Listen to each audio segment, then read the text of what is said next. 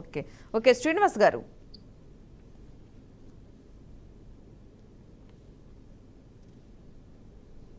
Voice వస్తుందండి శ్రీనివాస్ గారు? చెప్పండి.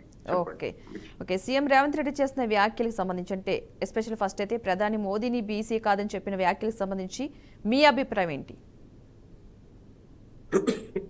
మొట్టమొదట బీఆర్కే న్యూస్ వీక్షకులకు, అక్కడ ఉన్నటువంటి పెద్దలందరికీ కూడా నమస్తే అండి. రేవంత్ రెడ్డి గారికి అంటే ప్రజల దృష్టి మరల్చడానికి రోజుకో సమస్య కావాలి. కొత్తగా అది ఆయనకి ఆలోచిస్తే, పడుకొని రాత్రంతా ఆలోచిస్తే ఒక ఆలోచన వచ్చింది. ఇప్పుడు ఎవరున్నారు, ప్రధానమంత్రి మోడీ గారి మీద మనం చర్చ తీసుకొస్తే కాస్త 4 రోజులు 5 రోజులు మనకు కాలం గడుస్తుంది. ఇట్లా ఈ 5 సంవత్సరాలు కూడా గడిపేస్తాం. ఇప్పుడు లాల్ గారు కూడా మాట్లాడుతూ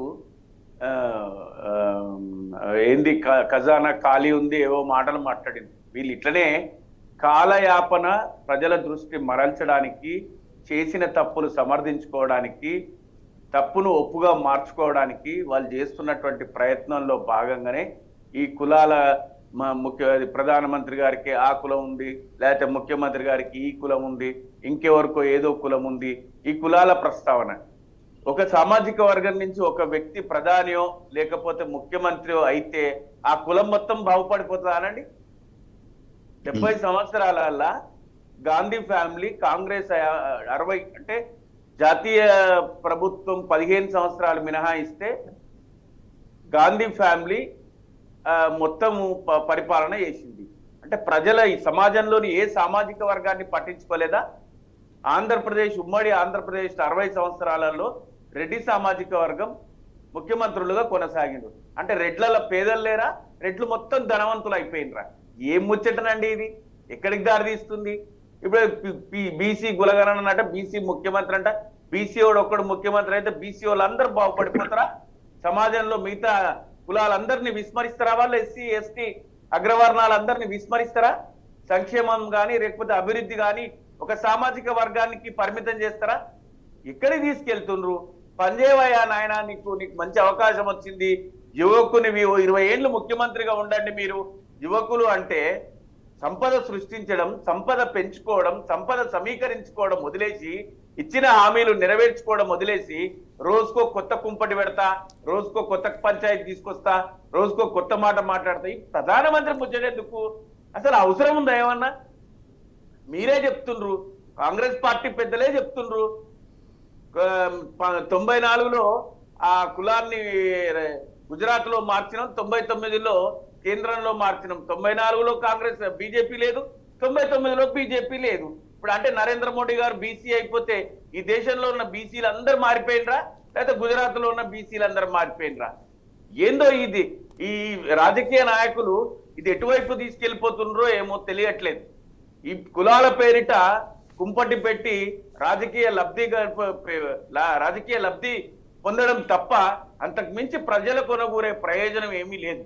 ఇంకా 70 ఏళ్ళైనా కూడా ఈ ఆర్థిక అసమానతలు, ఆర్థిక అంతరాలు, కులాల పేరిట కుమ్ములాటలు, మతాల పేరిట మౌఢ్యంతో ఈ భారతదేశం సతమతం అయిపోతుంది.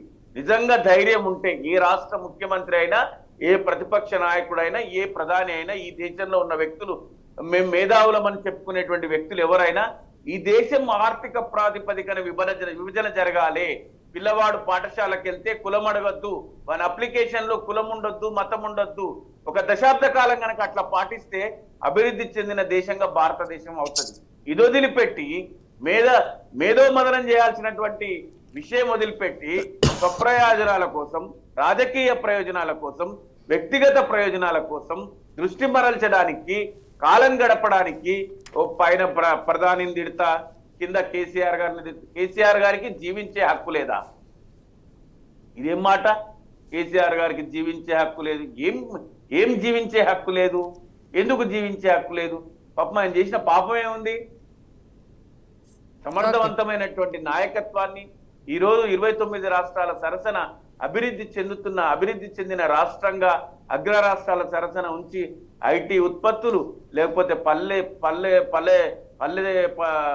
పల్లె ప్రగతి కానీ, పట్టణ ప్రగతి కానీ, లేకపోతే సిటీ అభివృద్ధి కానీ, లేకపోతే మంచినీళ్లు ప్రతి ఇంటికి ఇవ్వడం కానీ, మీరు లోటుపాట్లు చూపించిన కాళేశ్వర నిర్మాణం కానీ, ప్రాజెక్టుల నిర్మాణం కానీ, ఇన్ని అంటే ఒకటి రెండు అని కాదు, పదే పదే ఓకే. మాట్లాడుతున్నారు. ఇది ఎంతవరకు కరెక్ట్, ఎంతవరకు సబబు? కుల పంచాయతీ ఏంది అసలు? పోనీ మీరే అన్నారు 42% మేము రిజర్వేషన్లు కల్పిస్తామని.